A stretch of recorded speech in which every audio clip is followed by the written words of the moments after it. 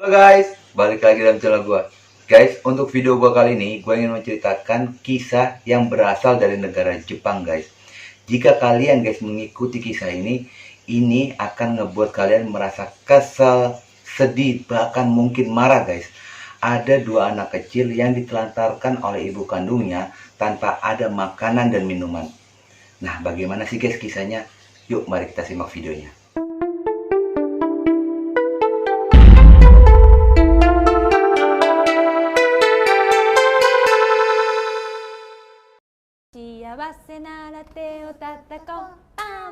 Awal kehidupan dari kisah ini, Sanae Nakamura, seorang wanita yang dikenal baik, lembut, dan memiliki jiwa keibuan yang sangat tinggi. Banyak pria yang ingin menjadikannya istri, dan Sanae pun akhirnya menentukan pilihan kepada pria yang berhasil meluluhkan hatinya. Akhirnya dia menerima lamaran dari pria tersebut dan menikah.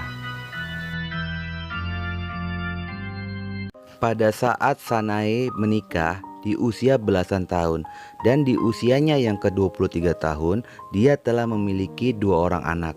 Anak pertamanya anak perempuan yang bernama Sakurao Hagi berusia 3 tahun, dan anak keduanya adalah anak laki-laki berusia 1 tahun yang bernama Kaede Hagi.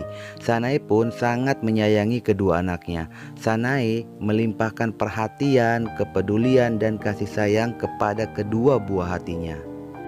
Tetapi sayangnya guys, dari pernikahan itu hanya bertahan seumur jagung.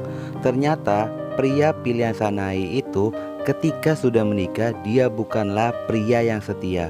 Sanae sering mencurigai suaminya telah berselingkuh, dan mereka pun sering cekcok dikarenakan tuduhan perselingkuhan itu. Pada akhirnya pada bulan Mei 2009, akhirnya Sanae resmi bercerai dengan suaminya.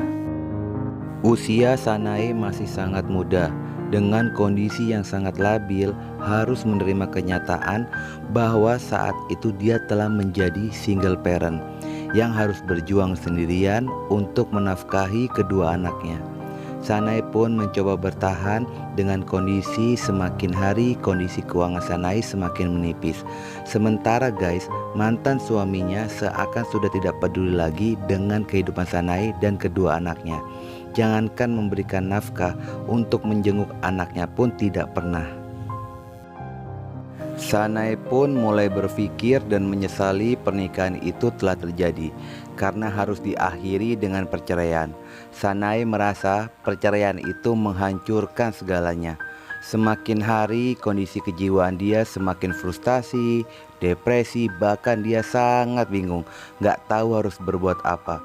Sementara kebutuhan kedua anaknya sangat tinggi, dan Sanae pun mulai kewalahan untuk membiayai kedua anaknya. Akhirnya Sanae mencoba mencari pekerjaan. Dia mencari ke sana ke sini, tetapi usaha Sanae sia-sia. Pada saat itu lowongan pekerjaan sedang penuh, dan dia sangat merasa bahwa kebutuhan di rumahnya sangat memberatkan. Akhirnya dengan usahanya pada bulan Januari 2010, Sanae mendapatkan pekerjaan baru di sebuah klub atau bar. Awalnya dia hanya bekerja menjadi pelayan, tetapi Sanae merasa penghasilannya menjadi pelayan bar tidak cukup untuk memenuhi kebutuhannya. Dan Sanae pun nekat, dia beralih profesi menjadi pekerja seks komersial di salah satu bar.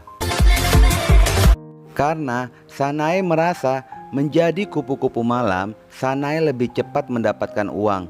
Ditambah dia memiliki paras wajah yang cantik dan juga bodi yang bagus, sehingga dalam waktu yang singkat Sanae memiliki banyak pelanggan. Karena melihat potensi dan menjadikan Sanae itu sebagai aset klubnya untuk menarik pelanggan, bosnya pun memberikan dia sebuah apartemen di Osaka yang bisa dia huni bersama dengan kedua anaknya. Sanae sudah menjalani kehidupannya, dia mulai terbuai dengan kehidupan malam.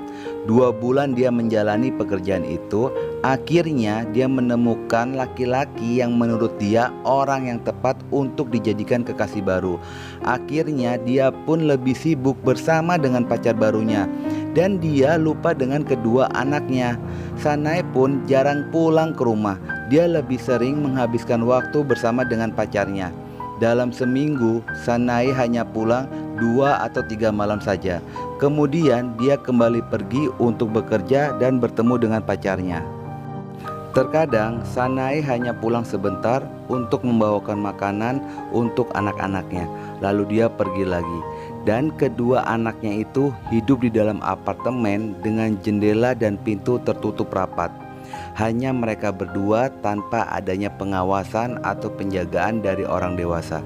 Anaknya yang berusia 3 tahun dipaksa untuk mengurus dirinya sendiri dan menjaga adiknya yang masih berusia 1 tahun. Jika jatah makanan yang dibawa dan disiapkan oleh Sanae sudah habis sebelum Sanae pulang, sehingga anak-anaknya harus mengais dari sampah mencari makanan yang bisa mereka makan. Dan saking laparnya, anak kedua Sanae itu menangis meminta susu kepada Sakurao Hagi, kakaknya. Tetapi susunya habis dan hampir saja adiknya meminum cairan pembersih lantai. Untungnya guys, saat itu diketahui oleh kakaknya dan langsung melarang adiknya. Bahkan sampai laparnya, Sakurao sampai memakan mainan yang terbuat dari lilin dan harus meminum air berkali-kali untuk dapat menelannya. Pada akhir bulan Mei 2010, Sanae mulai meninggalkan anak-anaknya. Terlihat sangat santai, tidak ada sedikit pun kekhawatiran dari Sanae meninggalkan kedua anaknya di rumah sendirian. Beberapa malam anaknya ditinggal. Anaknya pun terus menangis di malam-malam tersebut.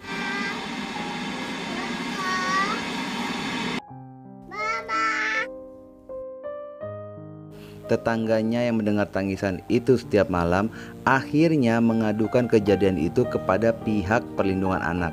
Pada tanggal 30 Maret 2010, laporan pertama yang diterima oleh pihak perlindungan anak atas kasus Sanae. Dan keesokan harinya di tanggal 31 Maret 2010, Badan Perlindungan Anak mendatangi apartemen dari Sanae.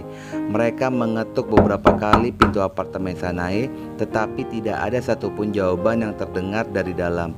Beberapa waktu menunggu di depan pintu dan sama sekali tidak ada jawaban. Akhirnya beberapa petugas pun pergi meninggalkan apartemen Sanae. Keesokan harinya, di setiap malam anak-anak itu kembali menangis. Bukan hanya pada malam hari, siang hari pun terdengar suara anak-anak Sanae yang memanggil "Mama, Mama, Mama". Tetangga banyak yang terganggu atas suara itu. Akhirnya tetangga yang sama melaporkan kejadian itu untuk kedua kalinya pada tanggal 8 April 2010. Petugas pun datang kembali karena adanya laporan tersebut. Tetapi sayangnya guys, saat petugas tiba di apartemen Sanae dan masih belum juga mendapat jawaban dari dalam rumah Sanae, petugas pun pergi tanpa ada rasa curiga sedikit pun. Pada awal Juni 2010 dia melakukan hal sadis guys. Dia sengaja meninggalkan kedua anaknya sendirian di rumah tanpa adanya makanan dan minuman, bahkan penjagaan sekalipun. Dia pun mengunci anak-anaknya dari luar. Kalian bayangkan, tanpa makanan dan minuman dia ninggalin kedua anaknya di apartemen dengan kondisi yang kotor dan tidak pernah dia bersihkan sama sekali. Sehari 2 hari anak-anak itu pun hanya makan dan minum dari sisa makanan sebelumnya, sambil sesekali menangis. Bingung apa yang harus mereka perbuat. Anak kecil yang masih belum bisa mengerti apa yang terjadi. Yang mereka tahu, mereka hanya menunggu di rumah dan menunggu ibu mereka pulang. Pada tanggal 29 Juli 2010 atau hampir 2 bulan lamanya Sanae tidak pulang. Akhirnya Sanae pun kembali untuk ngecek anak-anaknya. Dan tentu saja guys, Sakurao dengan Kadae sudah terbujur kaku di tengah hamparan sampah di apartemennya. Tanpa makanan dan minuman, mungkin anak-anak itu hanya bertahan beberapa hari saja. Keesokan harinya, ada salah satu tetangga mencium aroma tidak sedap dari dalam apartemen Sanae. Lalu dia menghubungi polisi dan polisi datang mendatangi apartemen Sanae. Posisi rumah dalam kondisi terkunci rapat. Lalu polisi memasuki rumah melalui balkon depan. Dan polisi pun terkejut dengan kondisi dalam apartemennya. Melalui dari balkon, hingga dari dalam rumah semua berisi dengan sampah yang berserakan.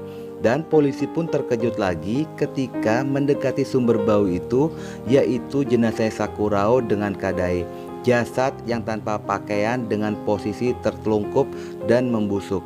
Itulah sumber bau berada. Saat penemuan itu, polisi langsung mencari keberadaan Sanae dan akhirnya Sanae ditangkap di hari yang sama.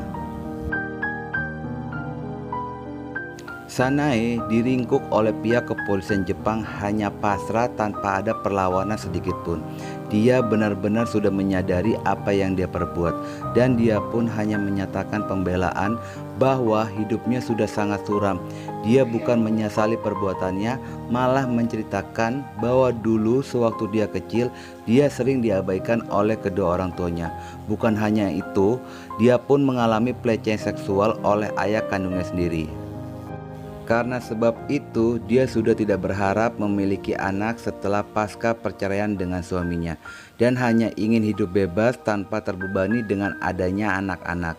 Oleh perbuatan itu guys, Sanae dianggap telah lalai mengurus kedua anaknya dengan tuduhan sengaja membunuh kedua anaknya sekaligus. Dan pada akhirnya Sanae dijatuhi hukuman penjara selama 30 tahun masa penjara. Itulah guys video gue kali ini. Gue bingung gue harus mengutarakan apa. Tetapi gue berharap kalian harus bijak menyikapi video ini. Mungkin guys kalian tidak bisa menyalahkan satu sisi, yaitu ibunya dari kedua anak tersebut.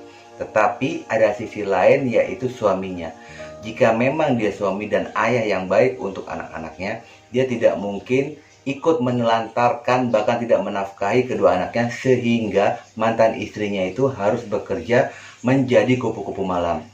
Oke guys, semoga dengan kisah ini kalian bisa sedikit mengambil pelajaran. Dan jangan lupa ikuti terus video gua. Oke?